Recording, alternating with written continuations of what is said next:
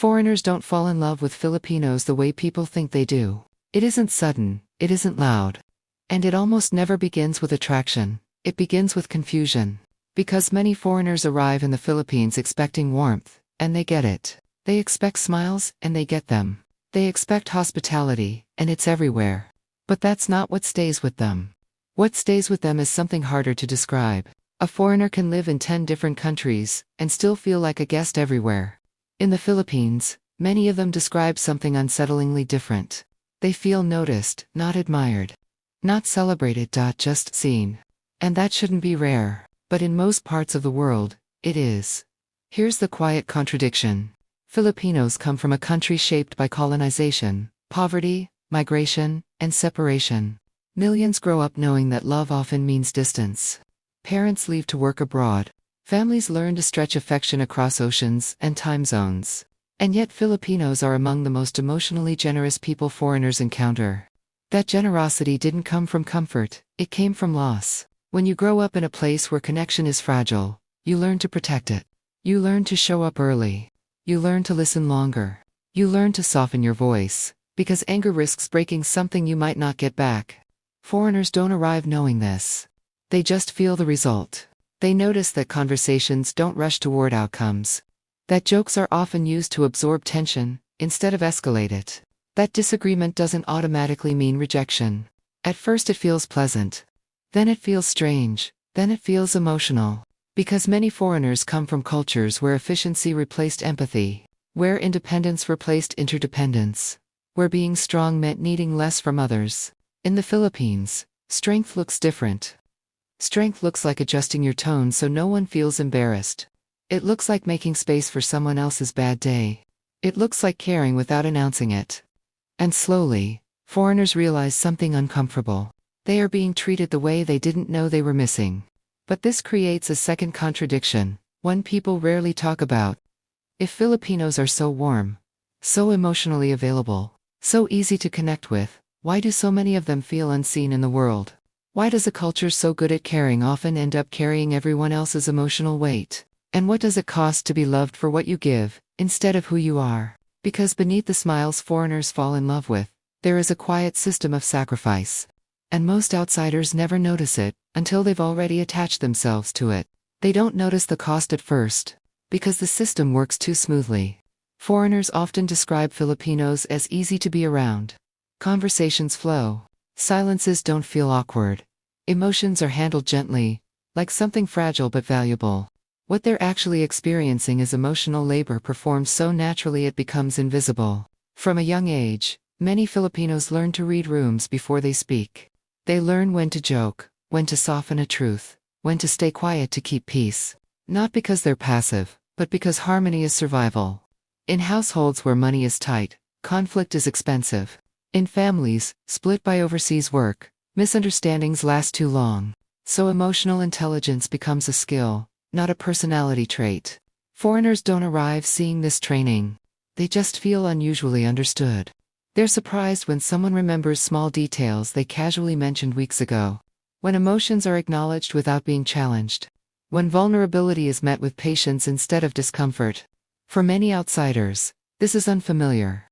In their own cultures, listening is often transactional. You speak, then someone waits for their turn to speak. Here, listening feels active, but there's a hidden imbalance. Filipinos are taught to adjust. Foreigners are taught to express, so when the two meet, one side often does more emotional bending than the other. And this is where affection deepens. Because to someone who has spent years being emotionally efficient, being emotionally accommodated, feels like care. It feels like safety. It feels like home. But safety for one person can quietly become exhaustion for another. Many Filipinos grow up learning that love is something you maintain, not something you demand. That being easy to love is a responsibility. That causing discomfort risks being left behind. Foreigners don't hear these lessons spoken aloud. They feel them in behavior. They notice apologies come quickly. That emotional conflicts are de-escalated before they grow.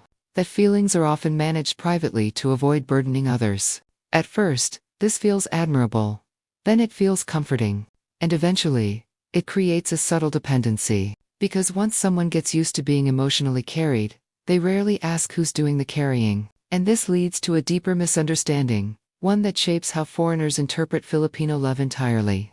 Is this kindness? Or is it something? And what happens when a culture built on emotional endurance meets people who were never taught to ration care? That question lingers because the answer explains why love here feels effortless, and why it can quietly cost more than anyone admits. Foreigners often believe they are being loved for who they are. But many times, they are being loved for how well Filipinos can adapt to them. This is where the misunderstanding deepens. In Filipino culture, relationships are rarely centered on the individual. They are centered on the group, family, community, shared stability. Love is not just an emotion. It's a function. It solves problems. It keeps people together. It absorbs pressure so others don't have to. So when foreigners enter Filipino lives, they often step into a system that already knows how to make room. Filipinos don't ask, "Do you fit into my life?" They ask, "How can my life adjust to include you?" To outsiders, this feels extraordinary. In many Western cultures, compatibility is tested through boundaries. Here, compatibility is tested through flexibility. And flexibility feels like devotion. But flexibility can hide something dangerous.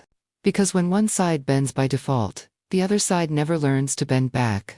Foreigners may notice that their habits remain unchanged. Their emotional rhythms stay intact. Their expectations are quietly accommodated. They feel accepted fully. Meanwhile, Filipinos often feel grateful. Grateful for attention. Grateful for consistency. Grateful that someone chose to stay. This gratitude doesn't come from insecurity, it comes from history. Centuries of being told your culture is secondary teaches people to overcompensate with kindness. Generations of labor migration teach people that love often leaves, and those who stay deserve care. So affection becomes preventative. You care early. You give generously. You smooth conflict fast. Foreigners rarely recognize this as conditioning. They interpret it as chemistry.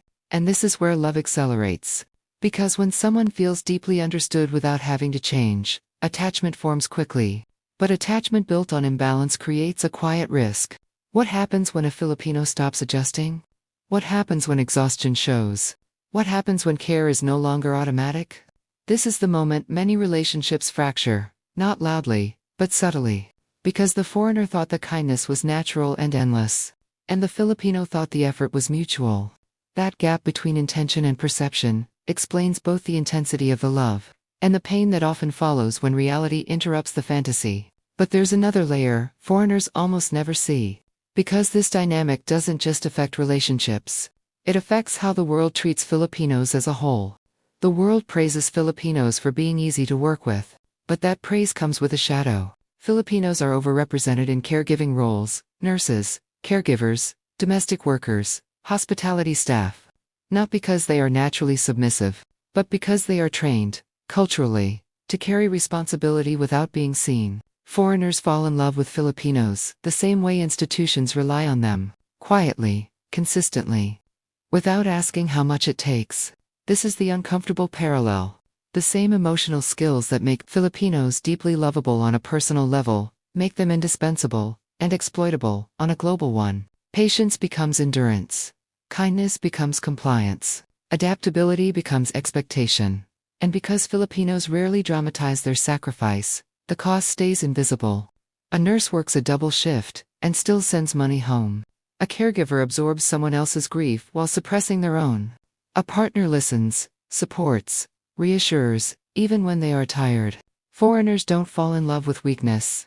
They fall in love with emotional strength they don't know how to name. But strength without boundaries becomes depletion. Many Filipinos are taught that saying no risks being misunderstood. That setting limits risks being labeled difficult. That being agreeable keeps doors open, so they keep giving. And foreigners, often unconsciously, keep receiving. This creates a quiet imbalance, not born from malice, but from asymmetry. One side learned to survive by carrying others. The other learned to survive by standing alone. When these two systems meet, admiration forms, then dependence. Then confusion. Because the foreigner feels supported in a way they've never experienced. And the Filipino feels valued, but only for how much they can provide. This is why love here feels deep, fast, and intense. But it also explains why some relationships feel draining instead of nourishing. The affection is real. The connection is real. But the structure underneath it is uneven, and until that structure is seen, the same pattern repeats personally and globally. Which raises a question few outsiders ever ask. What happens when Filipinos stop being endlessly accommodating? What happens when they demand the same care they've been trained to give? Because that answer explains not only love, but resistance. And it changes the entire story foreigners tell about why they fell in love in the first place. When Filipinos begin to stop accommodating, the reaction is often subtle, but telling. Foreigners don't usually get angry, they get confused. Because the version of love they fell into was quiet, steady, and forgiving. So when boundaries appear, it feels like a change in personality, not a correction of imbalance. This is where many misunderstandings begin. A Filipino partner starts expressing needs more clearly, saying no without apologizing, asking for emotional effort in return. And suddenly, the dynamic shifts. What once felt effortless, now feels hard. What once felt natural now feels like work. Not because the relationship worsened, but because the emotional labor is finally being shared. For Filipinos, this moment often comes with guilt. They've been taught that love should feel light for the other person. That discomfort means failure. That endurance equals commitment. So asserting needs can feel like selfishness, even when it's necessary. Foreigners, on the other hand, may interpret this shift as distance. They don't always realize that what they miss isn't the person, it's the service. This is the painful contradiction. Filipinos are loved for their warmth, but warmth becomes expectation. And expectation turns into entitlement, if it's never questioned. Many Filipinos don't leave relationships because they stop loving. They leave because they're tired of being strong alone. And many foreigners don't understand the loss until it's already gone.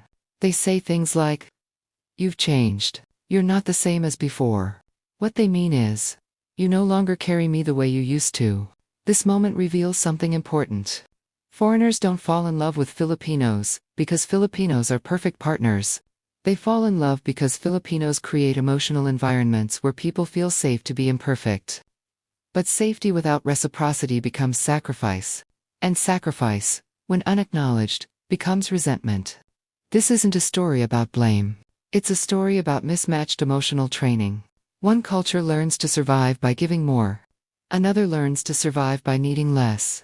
When these meet without awareness, love feels magical, and then painful. Which leads to the final, uncomfortable realization. If foreigners truly love Filipinos, do they love the people, or the emotional system built to protect everyone else first? That question doesn't end relationships, it exposes them, and it forces one last truth into the open. The one most people avoid, because it demands change from both sides. This is where the story quietly turns inward. The truth is, foreigners don't fall in love with Filipinos by accident. They fall in love with a system that makes them feel human again. A system where attention isn't rationed, where care isn't conditional. Where people notice how you feel before you explain it. In a world trained to move fast, Filipinos move with people. And that feels rare. But rarity doesn't mean endless. The love foreigners experience here was never meant to be one. It was built for families, for communities where care flows back and forth. When it moves in only one direction, it weakens the very thing people admire. This is what most outsiders misunderstand. Filipino warmth isn't infinite, it's maintained. Through patience learned early. Through sacrifices no one applauds. Through people choosing harmony, even when it costs them rest. To love Filipinos well requires something unfamiliar to many foreigners. Slowing down. Listening without being centered. Giving emotional effort without being asked. Not consuming care, but returning it. Because the moment foreigners stop treating Filipino love as a feature, and start treating it as a relationship, something changes. The connection deepens, instead of drains. Warmth becomes mutual, instead of performative. Love stops being magical, and starts being real. This is the quiet truth hidden in plain sight. Foreigners don't love Filipinos because they are easy. They love them because they are emotionally brave in a world that rewards distance. And if this story resonated, if it challenged how you think about love, culture, or care, then stay here. Not just as a viewer, but as someone willing to learn how to love more consciously. Subscribe, not for more praise, but for deeper understanding. Because some of the most powerful stories aren't loud. They're the ones that teach us how to treat people better once we finally see them.